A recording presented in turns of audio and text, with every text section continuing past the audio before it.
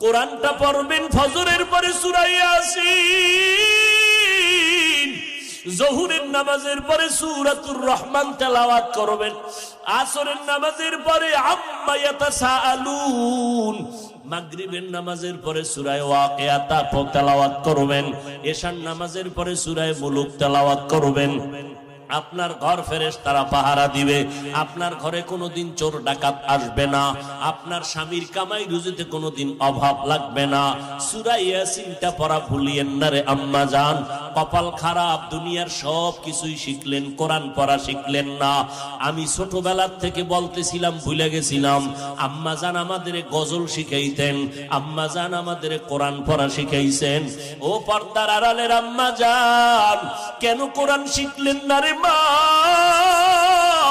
কোরআনের মতো আর এত মধুর তেলাওয়াত কই পাইবে?